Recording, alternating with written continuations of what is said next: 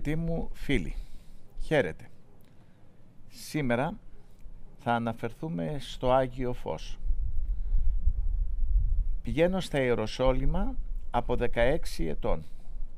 Πολλές φορές έχω βρεθεί στην τελετή του Αγίου Φωτός.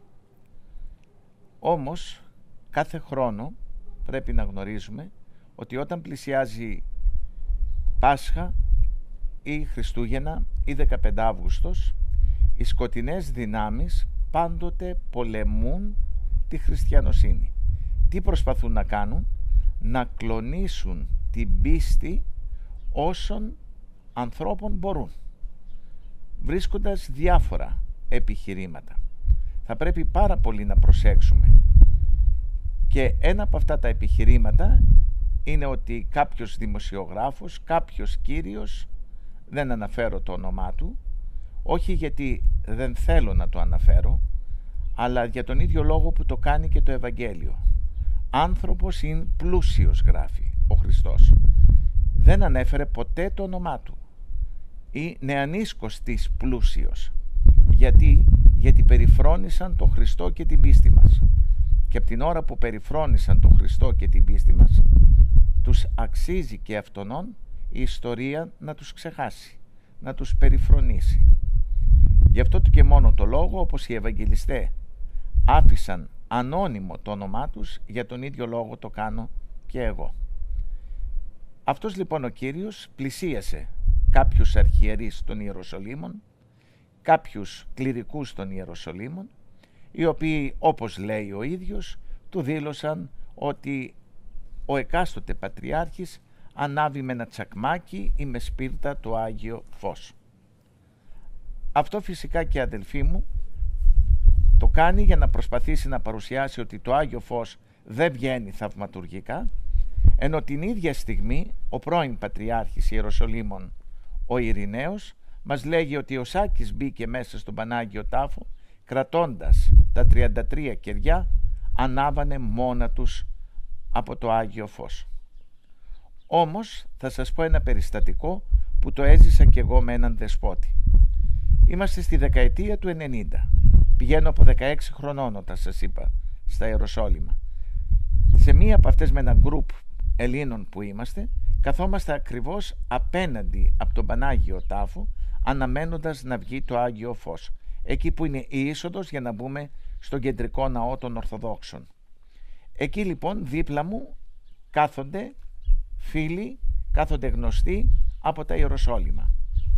Μεταξύ αυτών ο Βασίλης, ο Σπύρος, τους οποίους γνωρίζω και έχω και συνδέομαι μέχρι και σήμερα. Πρέπει λοιπόν να σας πω ότι δίπλα μου κάθεται ένας δεσπότης και μου λέγει ότι πιστεύετε ότι βγαίνει το Άγιο Φως? Δεν υπάρχει. Το έλεγε δεσπότης. Αυτό το φως, λέει, το ανάβουμε εμείς. Αυτό ακριβώς που ακούω σήμερα. Καταλαβαίνετε ότι όλοι δίπλα μου και εγώ, μόλις το ακούσαμε από χείλη αρχιερέως, αμέσως πάθαμε ένα σοκ. Οπότε δεν μίλησα. Του είπα ευχαριστούμε πολύ σεβασμιότατε για την άποψή σας, αλλά επιτρέψτε μας εμείς να πιστεύουμε ότι ο Πατριάρχης μέσα, γιατί μόνο ο Πατριάρχης μπαίνει μέσα και μπαίνει και ο Αρμένης, ο Πατριάρχης βεβαιώνει πάντοτε ότι το Άγιο Φως βγαίνει θαυματουργικά. Ήταν η εποχή που ο Πατριάρχης ήταν ο μακαριστός Διόδωρος. Τότε λοιπόν μετά από λίγο σβήνουν τα φώτα μέσα σε όλο το ναό της Αναστάσεως, αρχίζουν να χτυπούν χαρμόσυνα οι καμπάνες και βγαίνει το Άγιο Φως. Δίπλα μου ακριβώς ο Μητροπολίτης, ο οποίος Ιεροσολυμίτης Μητροπολίτης, ο οποίος εκείνη την ώρα το Άγιο Φως με μορφή μπάλας στρογγυλής φωτεινής αρχίζει να γυρίζει γύρω-γύρω από το κουβούκλιο και να το βλέπουμε όλοι οι παρόντες και να το βλέπει και ο Μητροπολίτης. Και τότε έξω από τον Πανάγιο Τάφο έχει τα καντήλια που είναι πάνω ακριβώς από την είσοδο του Παναγίου Τάφου. Στέκεται στο μεσαίο καντήλι και το ανάβει το Άγιο Φως μόνο του. Είδα το Άγιο Φως με τα μάτια μου. Το είδαν όλοι οι παρευρισκόμενοι που ήμασταν. Δεν μπορεί να μας διαψεύσει κανείς αυτό το οποίο είδαμε, αλλά ούτε και τη χαρά που πήραμε. Γυρίζω δίπλα μου για να πω στον Μητροπολίτη τι έχετε να πείτε γι' αυτό το φαινόμενο που βλέπουμε. Ο Μητροπολίτης είχε εξαφανιστεί. Είχε φύγει καταντροπιασμένος. Θα μου πείτε, μα είναι δυνατόν να έρχονται να λένε άνθρωποι της Εκκλησίας τέτοια λόγια? Ναι, αδελφοί μου. Εάν σκεφτούμε ότι μέσα στην Εκκλησία όσοι έχουν εισέλθει δεν είναι άνθρωποι πάντοτε της Εκκλησίας. Θα σας θυμίσω τον ιερομόναχο Δημήτριο, ο οποίος ήταν Άγγλος στην καταγωγή. Και το 1900, δεν θυμούμαι ακριβή ημερομηνία, έφτασε στο Άγιον Όρος. Γεννήθηκε αρχάς του 1900. Έφτασε στο Άγιον Όρος. Πήγε στο ρωσικό μοναστήρι, έγινε μοναχός. Ο Ντέιβιντ, το όνομά του δεν θυμάμαι, Μπλάφορντ, το επίθετό του, κάπως έτσι ονομαζότανε. Έγινε μοναχός στο ρωσικό μοναστήρι, ευλαβέστατος. Από εκεί μετά κατευθύνθηκε στα Κατουνάκια. Μετά ενεγράφη στη Θεολογική Σχολή των Αθηνών. Έγινε στενός συνεργάτης του Αρχιεπισκόπου Χρυσάνθου. Διορίστηκε ως ιερομόναχος στον Ευαγγελισμό της Θεοτόκου και μετά έγινε πνευματικός της βασιλικής οικογένειας του Γεωργίου, της Φρυδερίκης και του Παύλου.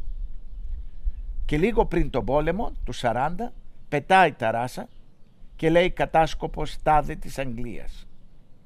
Δηλαδή όλο αυτό το σκηνικό που στήθηκε για χρόνια πολλά και φόρεσε τα ράσα, έκανε τον Αγιορείτη μοναχό, ήταν Αγιορείτης μοναχός και ήταν τελικά βαλμένος κατάσκοπος της Αγγλίας, και αφού πέταξε τα ράσα μετά δούλευε και στην Αγγλική Πρεσβεία που είναι στην Ελλάδα. Αυτά είναι καταγεγραμμένα. Άμα βάλετε και στο Google ιερομόναχος κατάσκοπος της Αγγλίας πατήρ Δημήτριος, θα σας βγάλει. Μα είναι ο μοναδικός που είναι μέσα και μπαίνει στο χώρο της Εκκλησίας από σκοτεινές δυνάμεις. Τους οδηγούν οι ίδιες οι σκοτεινές δυνάμεις να φορέσουν το ράσο για να δημιουργήσουν την κατάλληλη στιγμή ένα σκάνδαλο. Και να ακούσουμε ότι το τάδε σκάνδαλο, είτε οικονομικό είτε ηθικό, τα οποία πάντοτε ξεσπούν όταν η Εκκλησία είναι σε σύγκρουση με την πολιτεία. Δεν είναι ποτέ τυχαίο. Και όταν είναι οι μεγάλες γιορτές της χριστιανοσύνης. Ένα τέτοιο φαινόμενο λοιπόν έχουμε και τώρα στα Ιεροσόλυμα. Έτσι λοιπόν, αδελφοί μου, ό,τι και να λέει οποιοσδήποτε αρχιερεύς, ό,τι και να λέει οποιοσδήποτε ρασοφόρος και είναι εναντίον της πιστεώς μας, πάντοτε στο πίσω μέρος του μυαλού σας να έχετε υπόψη σας ότι ένας Ιούδας εμφολεύει πάντοτε μέσα στους Αποστόλους του Χριστού. Μην ξεχνάτε ότι οι προδότες ήταν πάντοτε εκ το μέσα και τους βάζανε μέσα τους προδότες για να μπορέσουν να ρίξουν τα κάστρα και να πέσουν τα φρούρια. Όμως η Ορθοδοξία, επειδή είναι η μοναδική αλήθεια του Χριστού, δεν πρόκειται να βλαφτεί ούτε από αυτά τα φαινόμενα. Ένα σας λέγω, εγώ το είδα προσωπικά και πλήθος άλλων ανθρώπων, είδα το Άγιο Φως, είδα που άναψε το καντήλι. Η μαρτυρία μου είναι αληθινή και θα παραμείνει αληθινή, διότι το είδα με τα μάτια μου καθώς και όλοι οι υπόλοιποι. Και ας έλεγε εκείνος ο Μητροπολίτης ότι είναι στημένο το γεγονός. Καταλαβαίνετε λοιπόν, αδελφοί μου, ότι πόσο πρέπει να προσέχουμε και να μην παρασυρώμεθα από οποιονδήποτε λέγει κάτι εναντίον της Ορθοδοξίας και της πίστεώς μας. Εμείς μένουμε στερεοί σε αυτά τα οποία οι πατέρες μας και οι Άγιοι μας δίδαξαν. Εξάλλου να υπενθυμίσω στην αγάπη σας, όταν πλήρωσαν οι Αρμένοι τον Σουλτάνο που ευρισκόταν, τον Πασά που ευρισκόταν στα Ιεροσόλυμα και έβγαλε εμάς τους Ορθοδόξους έξω από τον Πανάγιο Τάφο, τότε απέναντι από τον Πανάγιο Τάφο, από τον Ναό της Αναστάσεως, υπάρχει ο μιναρές με το τζαμί.